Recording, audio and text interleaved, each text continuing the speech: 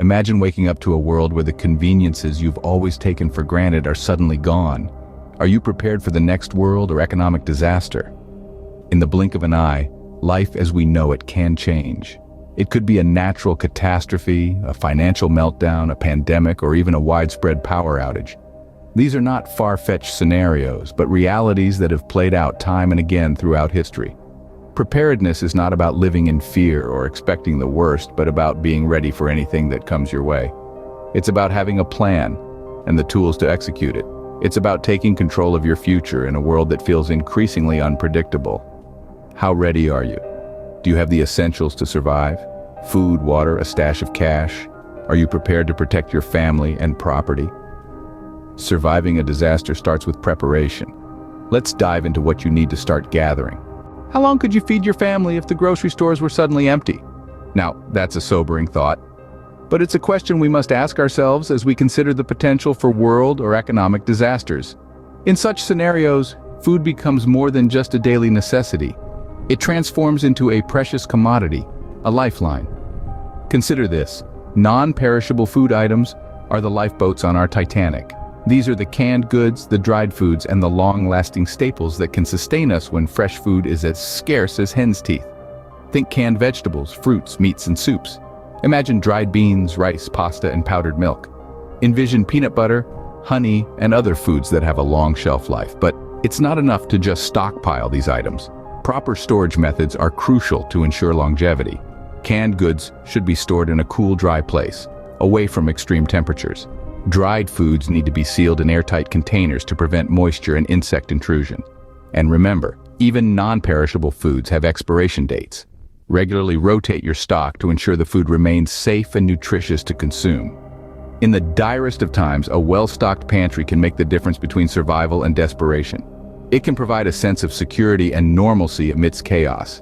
It's not about hoarding, but about preparedness.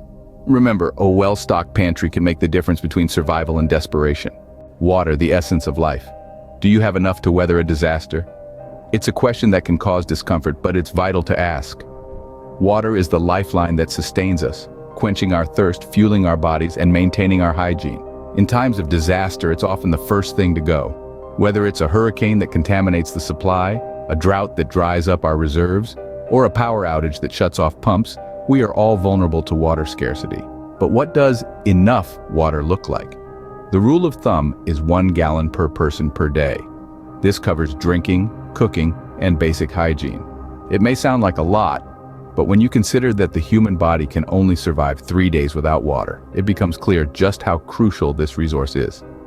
So, let's consider a family of 4. Over a week, that's 28 gallons of water. Over a month, we're looking at roughly 120 gallons.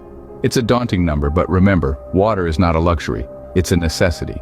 There are many ways to store this precious resource, from purchasing bottled water to filling up food-grade containers.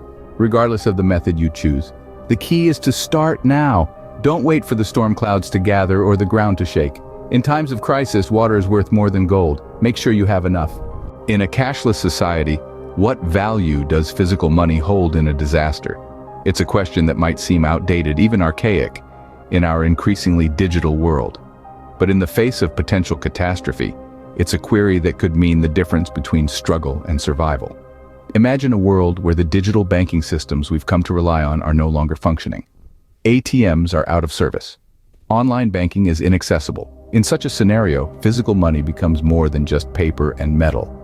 It becomes a lifeline, a means to procure essentials when electronic transactions are no longer an option. So, where should you store this emergency fund? The answer is simple: somewhere safe and hidden. A home safe, a secret compartment, even buried in your backyard. The key is to ensure it's accessible to you, yet out of sight and out of mind for potential looters. In a world without ATMs or online banking, cash is king. Keep it safe, keep it hidden, keep it. When law and order breaks down, how will you protect what's yours? It's a harrowing thought, isn't it? But in times of crisis, it's one we must confront head-on. Let's talk about how you can ensure safety amidst potential risks like looting and general lawlessness. Firstly, securing your home is crucial. Reinforce doors and windows. Perhaps even consider installing security cameras or alarm systems. It's not about turning your home into a fortress, but about creating barriers that might deter potential intruders. Next, consider setting up a safe room. This is a fortified space within your home where you and your family can retreat to in case of a break-in.